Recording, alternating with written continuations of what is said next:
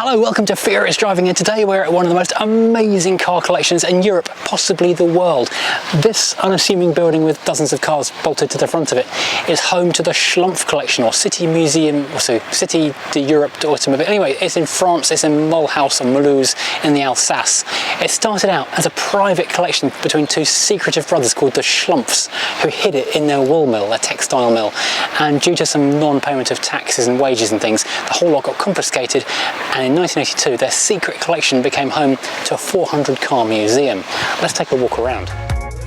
Proud to be sponsored by Diamond Bright, the car care products that have been keeping the Furious fleet looking their best for a long time already. To find all you need to keep your car clean and protected, follow the link below to diamondbright.co.uk. So walking in, suddenly it's nice and cool at last, it's boiling outside. This is the original building that was one of the wool mills where they hid the cars for years and years, about 40 years. The collection was hidden as a massive secret.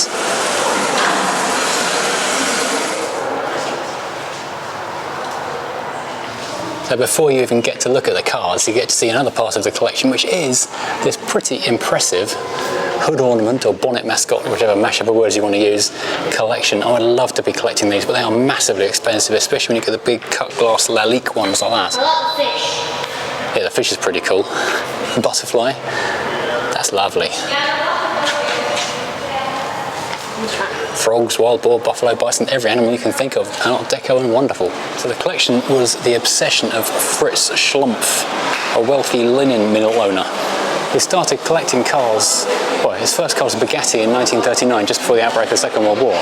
But then into the 50s, as people started offloading their 20s and 30s vehicles, he started buying obsessively into this room, and suddenly you see so much more ranged in date order from the pre-war or pre-First World War to the newest racing cars, well, they collected. It's literally a bomb car. We're going to have a look at the bomb car. These are the Lalique glass lampshades. So the earliest car we have here, 1893, two-cylinder, and a Panhard Lavassa.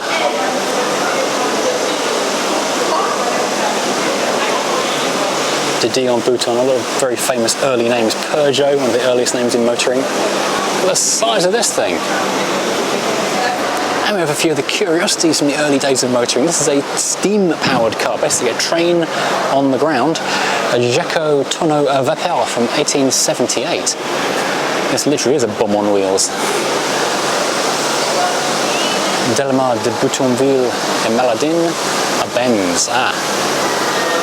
From 1893, possibly one of the first actual proper cars. Another Benz from 1898.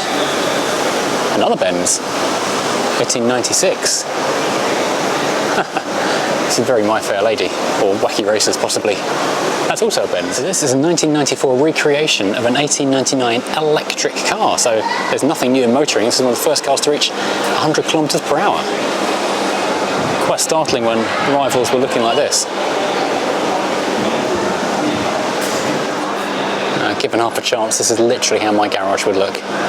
This is all Peugeot torpedoes from 1913.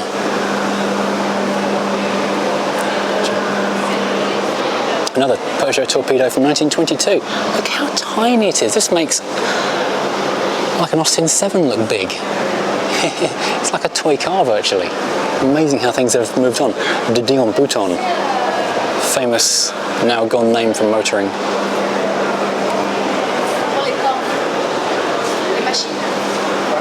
And check out this Peugeot. Look at the scale of the little white one compared to this Type 146 from 1913.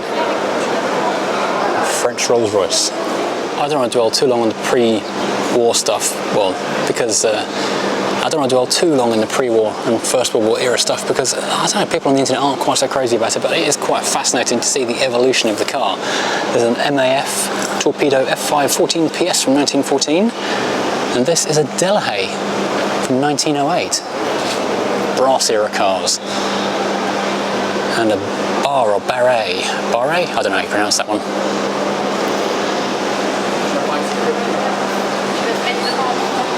An early Renault. Volkswagen was still figuring things out at this point, 1923. If we can come back for this, we will when it's running. This is a rollover simulator to be what it's like in a rollover crash. I've done it before, and it's really weird. I'll try and get you on board.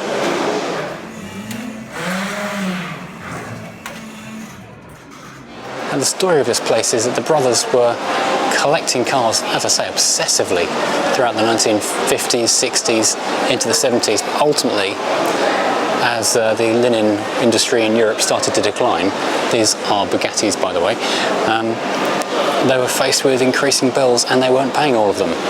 And the union went on strike, stormed the secret building, and basically it was taken over. And possibly the most French punishment possible was for the secret collection to be put on display. And within 2 years, tens of thousands of people had seen their previously secret collection. Which all started because the Union of Linen Makers had insisted that Fritz do not race his Bugatti because he was too important to risk having an accident and dying. So, Le Petit Champion, Bugatti Type 23, Bugatti Type 30A, and a Type 44. Look at the engine on this thing. The machine work on that finish. Bugetti trailer.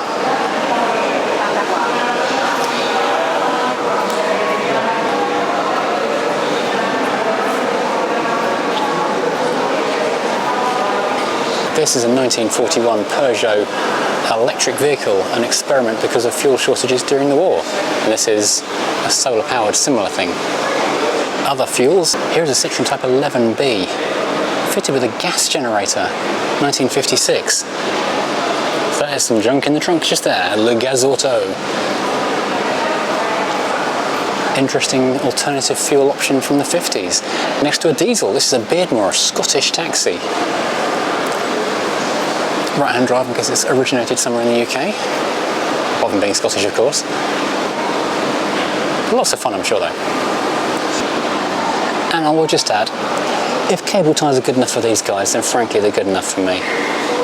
You have to visit this place. If you happen to be in the Alsace region of France, driving on a road trip through to Italy, Switzerland, Germany, do take a detour and visit. It is so worth it.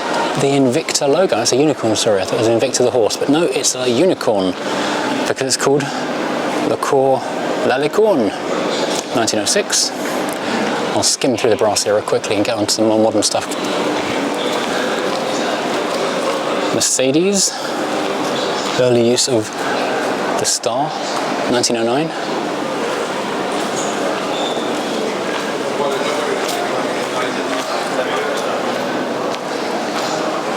Moors, Panhard Levassa.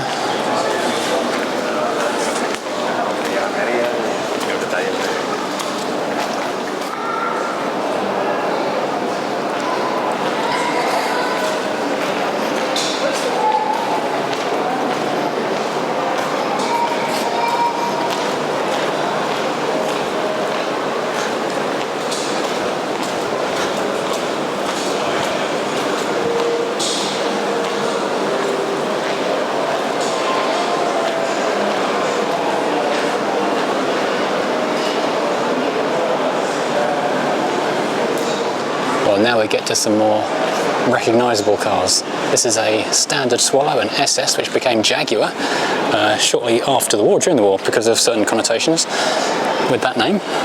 Standard Swallow didn't really sing quite so well anymore. This is the SS1 from 1934, which could be considered the first ever Jaguar, worth an absolute fortune.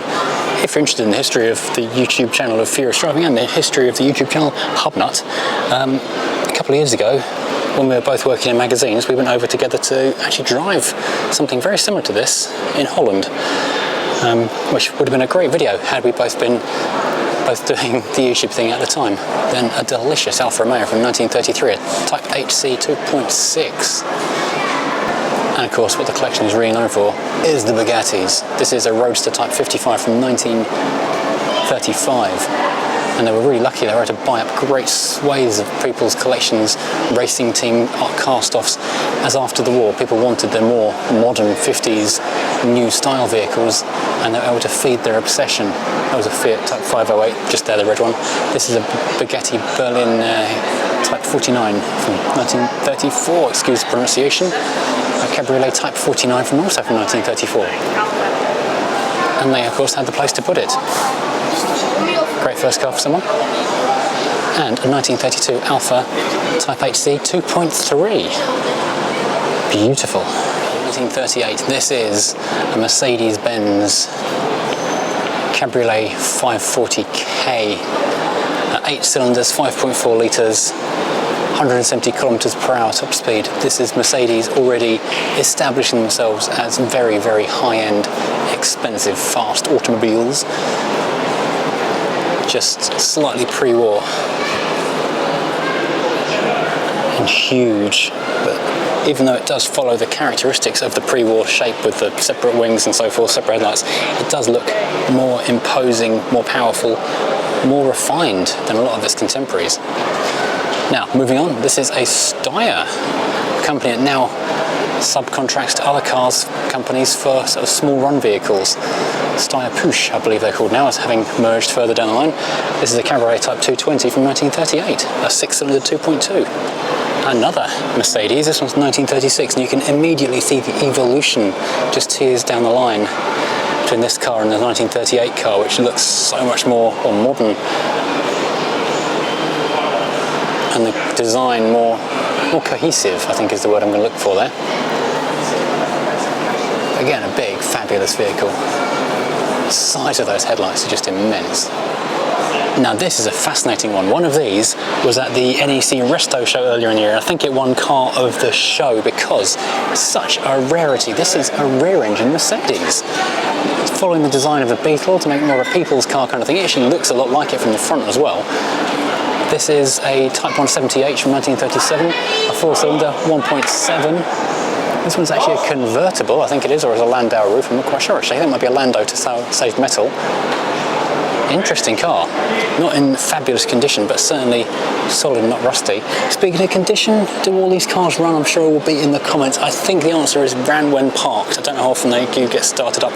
You might notice they're all parked with the tyres just off the ground so they don't flat spot. This is a Mercedes Type 170V from 1938. And that's a convertible, and you can see a bit of wear and tear on top of the hood, but otherwise the car is really rather nice. Next to another Mercedes, they were into the high-end stuff, Bugattis and Ferraris later on we'll see. A Type 290 from 1939, and this is a 36 500K. Check out the side pipes. Very much a row of Mercedes here. 1933 Cabriolet Type 380. Mercedes very much setting their style at the front early on and then evolving from the back. A big pram roof, folding mechanism on the side there. Likewise on this 1928 car. Again, you see the revolution. This is a Type 600, by the way. A 6-cylinder, 6.2 litre. Making 100 horsepower, 100 to 140 horsepower from 6.2 litres. And that is one of these cars' engines. Oh, I nearly missed this Maserati. 1930 biplace Sport Type 2000. It's a single seater, it's a twin single-seater racer. From the dawn of the 30s, Art Deco era. Pretty little car. Back into the brass eras over there. Is that a Rolls Ghost over there? I think it is. We missed a Rolls Ghost. Let's have a look at that. I managed to skip over somehow a Hispano Suiza from 1912, which is an incredible machine. The colour scheme does make it look a little bit noddy, but you know, still a grand machine. One of the finest automobile makers of the early years. They made aircraft engines as well, as I believe. And this is a 1912 Rolls-Royce Ghost. Oh, biplace is French for two-seater. I should have twigged that earlier on. Interesting similarities but differences between the Spanish and the British design. And I've just noticed this one has actually got wooden fenders, wheel arches. And gas lamps at the front, I think, or flying lady just there. And the button down quilt seats as well, likewise on that Pilane 4-seater. Finest car in the world at the time, or cars in the world at the time. Oh, here's a bit of memorabilia, automobilia. And this is a Rolls-Royce Type WO from 1920, which is basically a Ghost with nothing on it. It's kind of how you would buy the car and then have it clothed by your coach builder. I love the big disc wheels, they're fantastic. The engine, and the brass and copper on it, absolute masterpiece. Rolls-Royce embossed on top of the gearbox casing. It's so heavy duty, it's basically a truck. Fuel tank hanging right out the back, waiting to be exploded in a rear-end incident, a la Ford Pinto.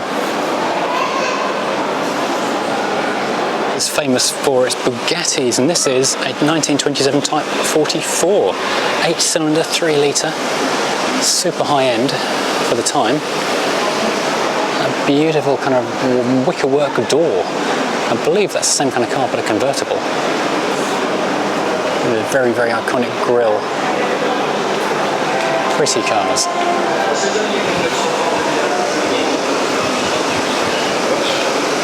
Then we have the Grand Sport Type 43 from 1930, which is really what people think of when they think of Bugetti quite often, if you're not familiar with the brand. That French blue, beautiful, delicate prettiness. Then a more road-going version, also from 1930, the Type 46. With an 8-cylinder 5.3, producing 140 horsepower. 1931, things have moved on, a bit more curvaceous, a bit more wraparound. Type 46 again.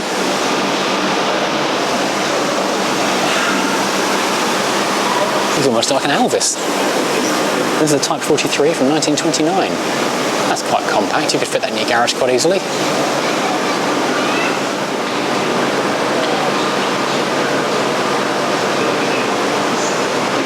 Another Type 43, also 1927, 8 cylinders, 2.2, 125 horsepower and 180 kilometers per hour. Very, very, very rapid indeed in that era. And this is a 2-seater sports car Type 35B from 1927. Going back in time, 1926 Type 40. Love the colour scheme on the bonnet, like a little heart. And finally on this row, a 1914 Type 17.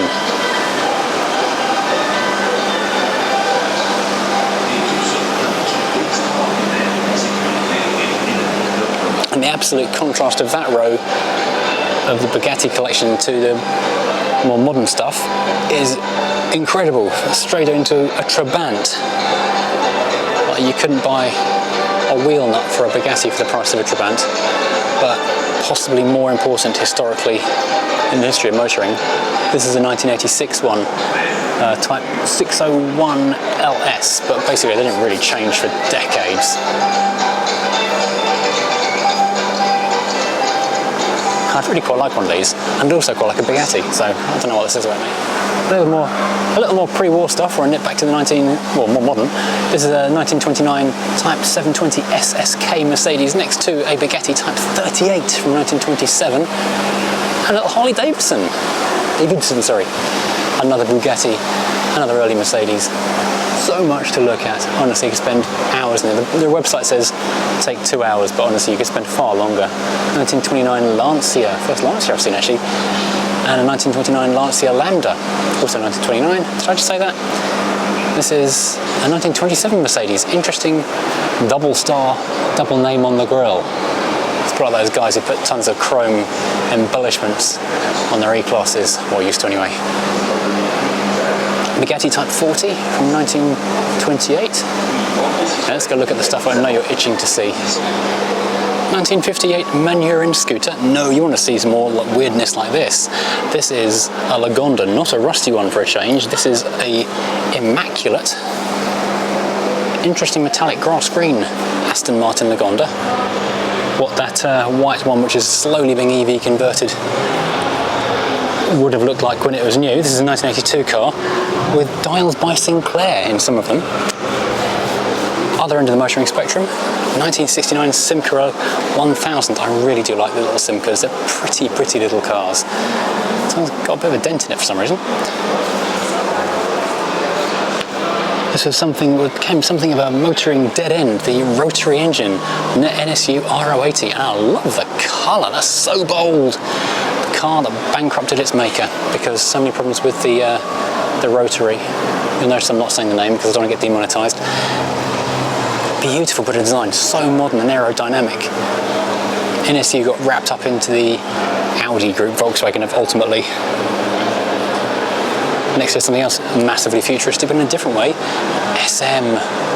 The 6-cylinder, 2.7, 170 horsepower, 220 kilometers per hour, Maserati motored masterpiece. And I was going to say that makes the DS Type 23 look ordinary, but really nothing makes that look ordinary. Car I need to have at home soon. Fiat 500, after a week in Italy, I've not seen as many as I thought I would of these. Not as many Pandas either. The early Puntos, Cinquecentos, that kind of stuff seems to be taking over from the Pandas and 500s we used to see everywhere in Italy. Here we have a Panhard Lavassa from 1964, another brand that has gone the way of the dinosaurs, but made some wonderful, beautiful, adventurous vehicles. It looks like a Thunderbird prop, made real. And that is next to another Simca, this one looking a bit more grown up, from 1968. There's no badge on this one to say what model it is. I'm not familiar with this particular fastback coupe, but it does look absolutely wonderful. It looks like it says, I don't know, I can't read that little word on the side there. It's too scripty to read, but oh so pretty. And that is alongside a Peugeot Type 204 hardtop. I thought it was a Cabrio with the black roof in the distance, but no, it is a hardtop. That face becoming Peugeot's defining feature from the 60s through to the 80s with that little squint. And this face is unmistakably Renault. This is a Type Odine Aerostable from 1960. Rear engine, check out the camber on the rear wheels and those intakes on the back doors. Such a cool looking thing. 31 horsepower, 4 cylinders, 845 cc. Tiny 4-seater, a tiny 4-door no less. That is next to a slightly bigger 4-door, Peugeot Type 404, 1961, not 41, sorry. The French Morris Oxford. Doesn't matter which one of those you show, people will always say it looks like the other one. Great cars, very, very comfortable indeed. This one has got some little screw things in the top, so I'm guessing it had a roof rack at some point. Next to its older sibling, a 403 from 1958, you can see again, it's really interesting when you see cars from the same maker put side by side. The evolution as they go from one generation to the next and improve. It's gone from a small windscreen to the bigger wraparound glass. The fins from the 60s. And this is another Renault. Two more Renaults. The Renault 4 Shorty.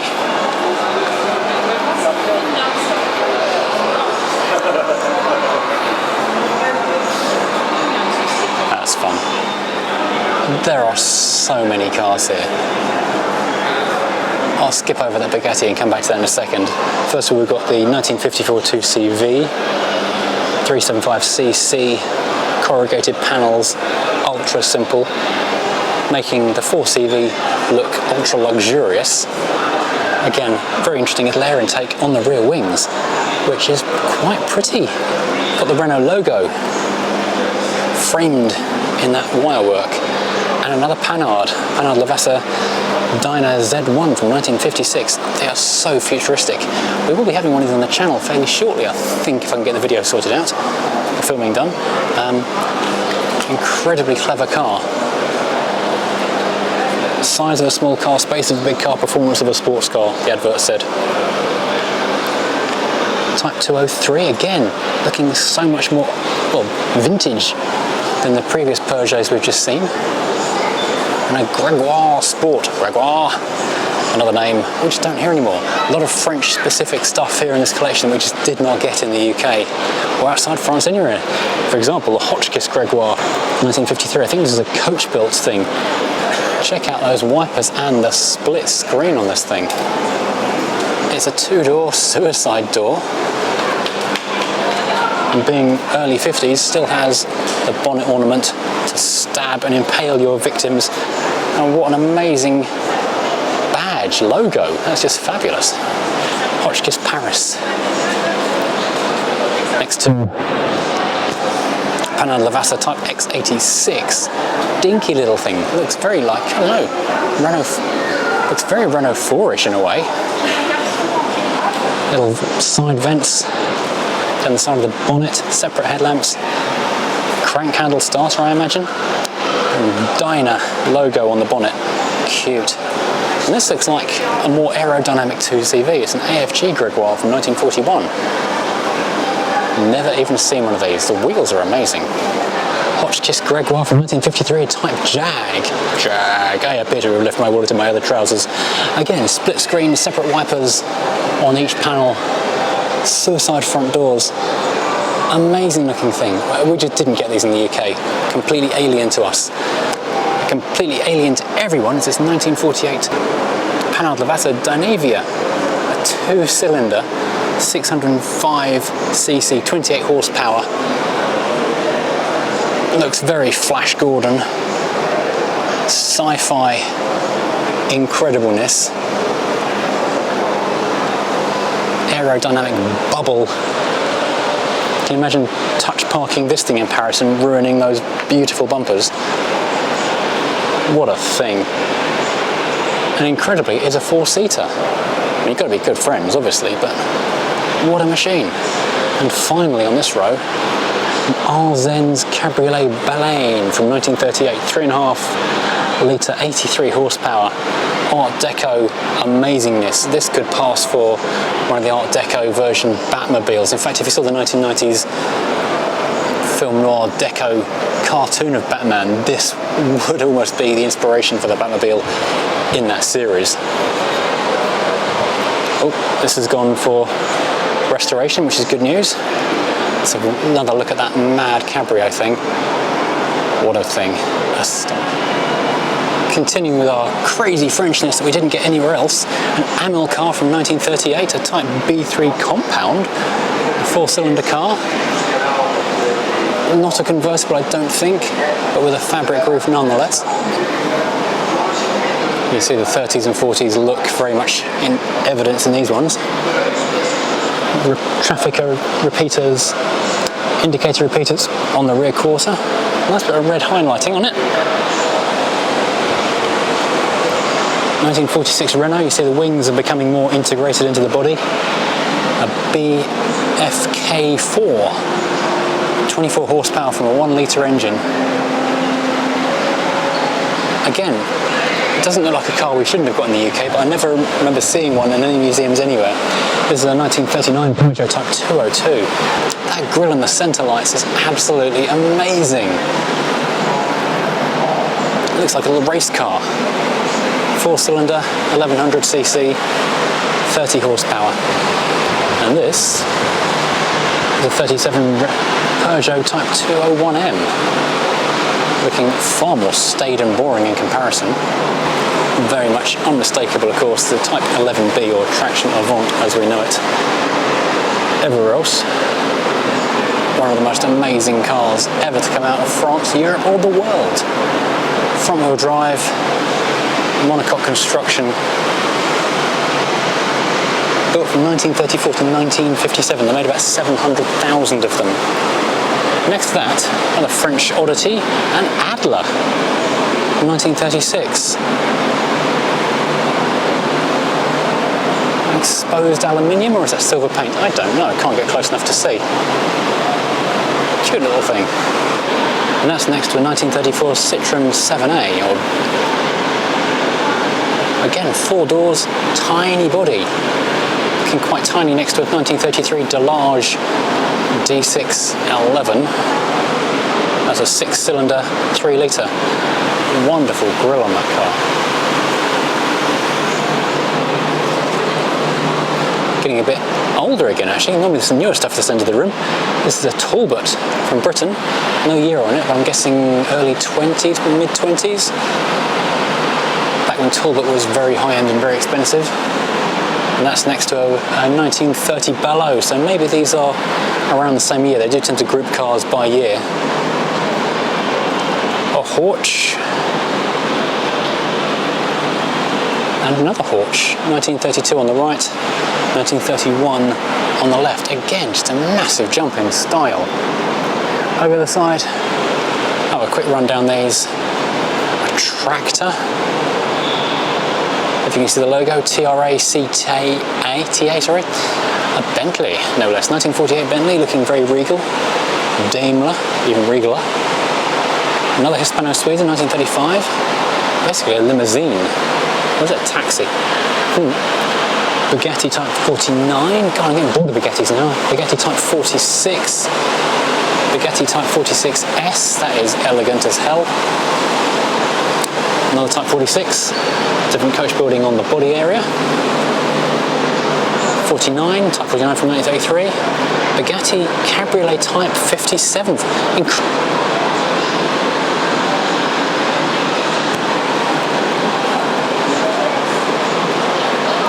This is a 1939 57 SC, which is basically a rationalisation of the body styles available to cut costs.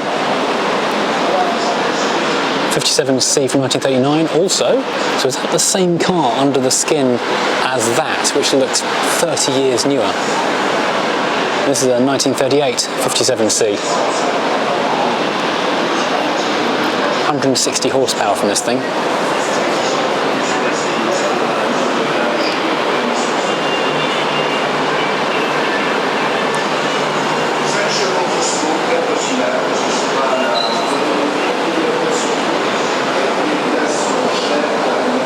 Okay, now this wild thing is a one-off. It was designed by Virgil Exner in 1965. You may know his name from Chrysler, and then it was built by Ghia. It stayed in the United States most of its life. It looks like a 60s Cadillac or Oldsmobile or something. Mad machine. Huge, ostentatious, kind of flying in the face of the style of most Bugattis, which is just elegance and glamour, but you can tell it's an American designed thing. This is a Type 101 from 1951 and redesigned in 1952, and the headlights were raised apparently. Bought into the collection here in 1963. Very pretty car. And this is the Cabriolet Gangloff from 1951. Shown at the Paris Salon in 1951, bodied by Gangloff. It just had a few owners, first of all locally, then was shown in Pebble Beach in 2017. You can see from the condition it's worthy of that particular show. This is a prototype from 1950, Type 57 chassis, and yeah, it was rallied by the director of Bugatti in 1961 and then bought into the collection here in 1963.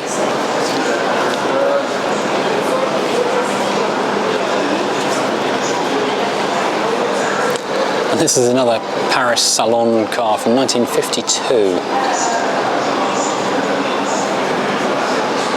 Fritz Schlumpf bought it in 1963 and repainted it. In fact, he painted 3 of his Bugatti Type 101s red, white and blue.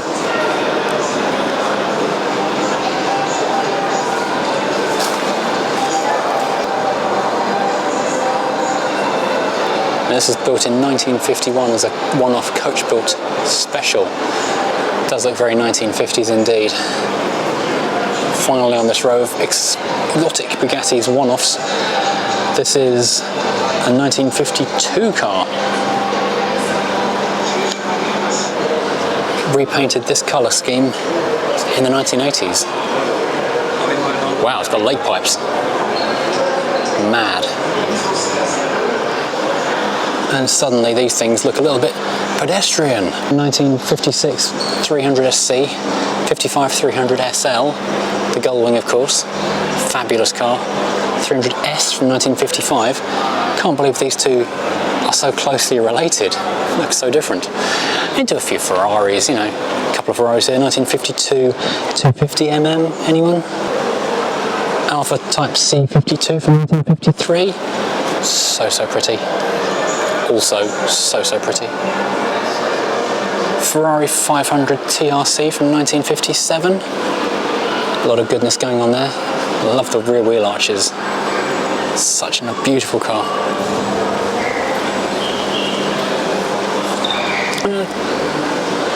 An Amari. Never even heard of this. I thought it was an AC or a unusual British car, but I generally don't know what it is. Really cool, really fun. And a Lotus Super 7. This is something I would love to have. A couple of cars I'd love to have. An Alpine A110. Unfortunately, these have gone from being an affordable, fun car to stratospherically expensive, sell your house to buy one kind of thing. Next to a 5 GT Turbo. Look at the rear arches in this thing. Mid-engined insanity. Look at the spaceship. And some kind of spaceship. An ellipsis. Like a James Bond toy, and a Ferrari, looking kind of boring, just in comparison. Yeah, I'll come back down after you have something to eat.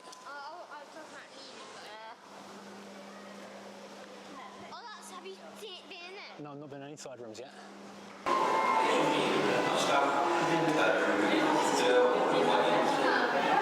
Britain. This is a 1929 Bugatti which has been turned into a truck, which is used for a trans-Saharan trek, which has got to be unique.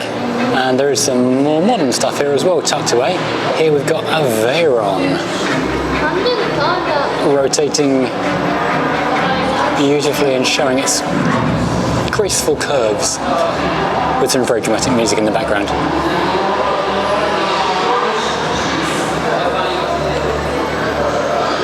If you can see that in the background, it says the name is a tribute to French racing driver Pierre Veyron, who ran the Le Mans race in 1939 driving a Type 57 Bugatti. Okay, this is an exciting corner of the museum. There are Group B rally cars, the 205 Turbo 16. This is the MG Metro Turbo thingy of France. What a fabulous, insane creation next to a 5 GT Turbo. That is really cool. The stone guards and everything. And one of my favourite cars of all time, the RS200. I'd love a road going one of these. Okay, this is a gallery of nothing but incredible Bugattis. So, okay, apart from Delage, of course. This I mean, has to be seen to be believed. Okay, that's a Ballo, that's not a Bugetti. Type 35 from 1925. Type 51 from 1931. Type 35C from 1926. These are so pretty, so beautiful, and they've all been raced in actual races successfully, I would say. Type 35A 1926, 8-cylinder, 2-litre, 75 horsepower.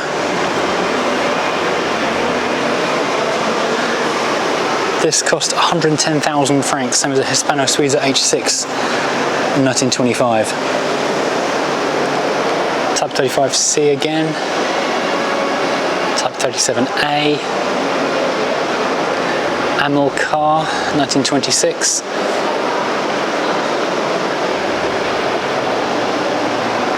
Bugatti Type 45, 1929. These things are just insane to have so many in one place and all part of one individual personal collection.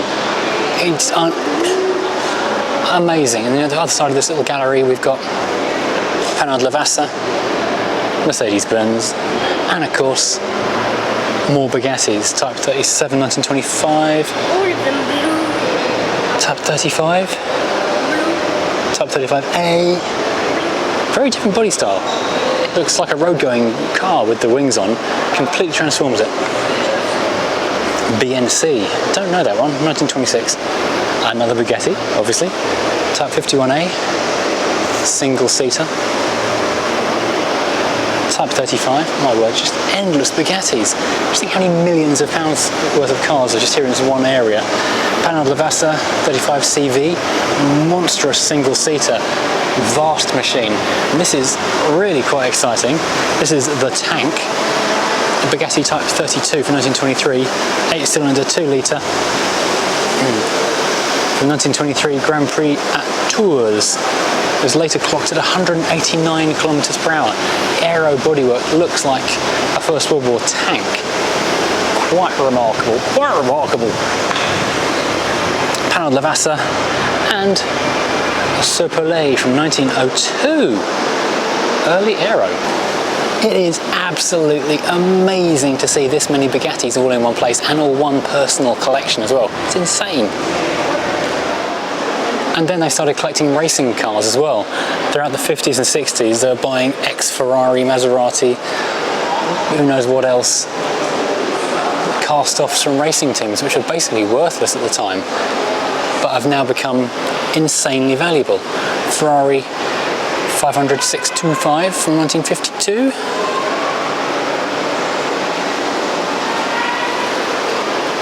Gordinis. Wait, what are you doing? More Gordinis.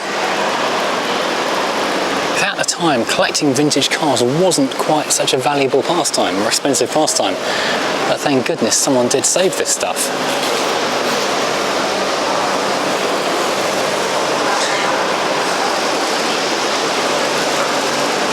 Ferrari 250 LM from 1964.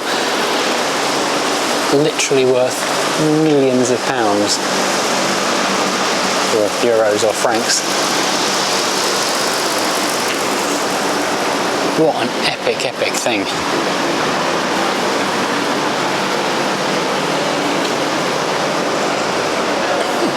It's kind of wonderful it's in the same room as a Trabant and a 2CV. Panel Lavazza.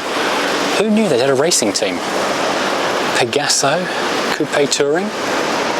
A Ferrari Type 450. Maserati Sport 300, wow, amazing. And a Talbot from 1948, amongst many other incredible machines. If you like your Formula 1 stuff, there's a bunch of Formula 1 stuff as well. Which is opposite a large collection of Simca Gordinis. Running through the 1950s.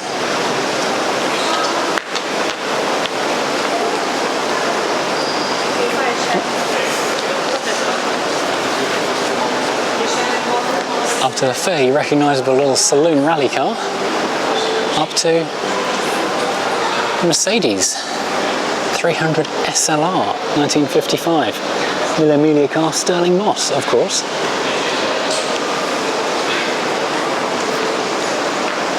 Porsche 908, Renault Alpine, and Audi. So new stuff is still appearing in the collection. This is now the French National Car Museum. She's got abs. What? She's got abs? She's got abs apparently. She's got abs but no arms. early Shell stuff, so we wanted to do some automobilia. Oh, O'Reilly. O'Reilly R&B Sports Saloon from 1949. Next to a tiny child. Wow, this is half gypsy caravan, half motor car. It is 100% Peugeot, it says. Peugeot Type 16 from 1898.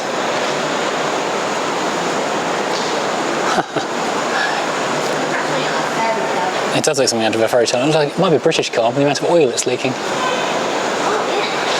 Down here we have got more awaiting restorations and other things. The Didion Bouton.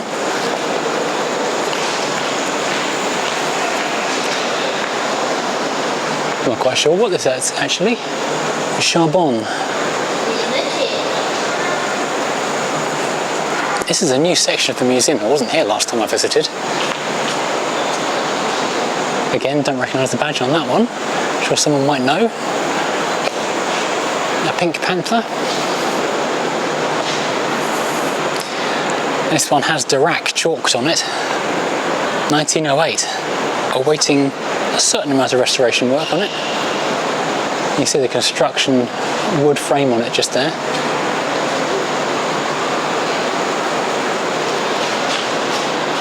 Oh, yep. 1912. What is it? The Warrior. Brache Schneider. Never even heard of that one. Oh, a Beetle. Can't go wrong with a Beetle. Two Beetles. And it's French Nemesis, the 4CV. Never even heard of them. We've got a very appealingly down at heel Rolls-Royce from 1921. I do quite like the look of that in that respect. I'd quite happily drive it in that condition. Ratlet rolls, very much a thing. So 1926, Isotta Francini Type 8A, an Italian Rolls-Royce. Something I've never come across before. This is the wonderful thing about going to museums in different countries. You see such totally different stuff to what you come across at home.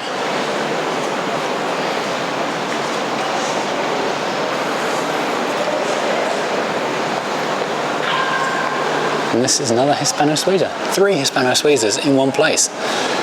Normally you don't see any. Now, if ever you fancied a body off restoration, this is kind of how it could wind up looking. This is a Mercedes of 1930s or 40s, I guess, vintage. But check out the wiring alone to deal with under that dashboard. This could be a 20s car, actually, I'm not sure.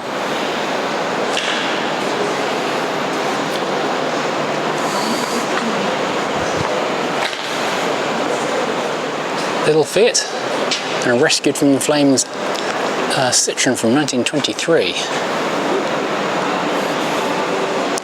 But you still see the fire damage on the glass. So when you think you've seen absolutely everything in this display, you find another room with even more hidden in it. This is like the high-end automobiles from times gone by. That's a Farman limousine, a Peugeot, another Hispano-Suiza, and yet more, 2 more Hispano-Suizas from the 1930s. Millions and millions of pounds worth of cars here. Absolutely astonishing. And if you're a fan of the hood ornament, these were absolutely the car for you. Not if you're a pedestrian being driven into one by one though, that will actually hurt quite a lot. But that is amazing. Variations on the bird theme. Avions. Only it was a pigeon. Only it was a pigeon. It's not a pigeon.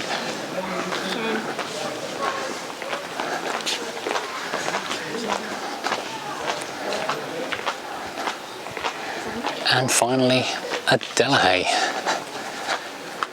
I want a Rolls Royce. So much good stuff in here.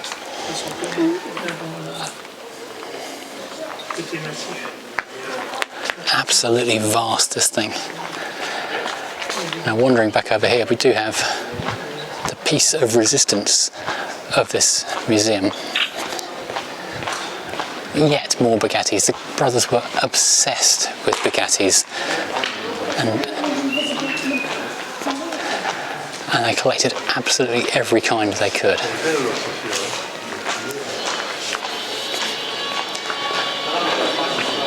Possibly the ultimate, I say possibly, absolutely the ultimate. This is the 1929 Bugatti Type 41 Royale, which stayed in the Bugatti family until Fritz Schlumpf bought it. The ultimate luxury car.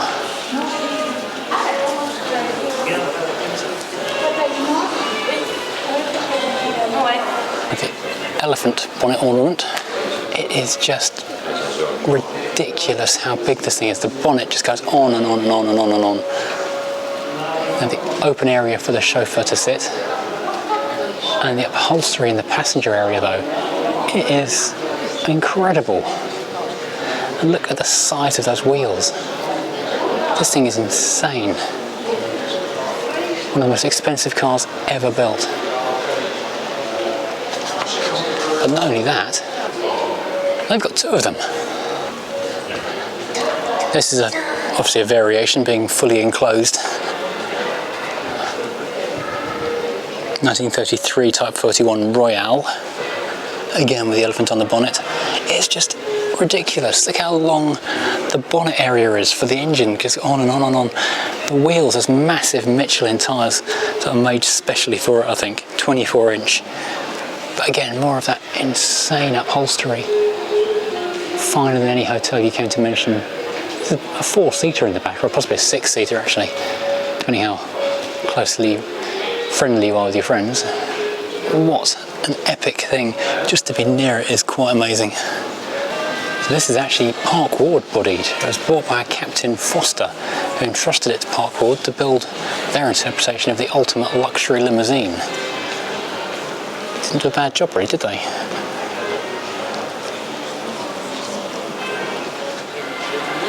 So this is just a minor taste of everything that's in it. It is an amazing collection of cars that really you do have to see for yourself, because it just goes on and on and on, and every time you come there's something different. This is the French National Museum after all, so lots to see for all the family, as long as they like interesting cars like Maybachs, for example, from 1934. And it's a Cabriolet. Wow. Alright, thank you for watching, hope you enjoyed, and do come down and visit this place because it's amazing. See you soon, goodbye. Here we have the next furious driving project. Just a little bit of metalwork required to get it through an MOT.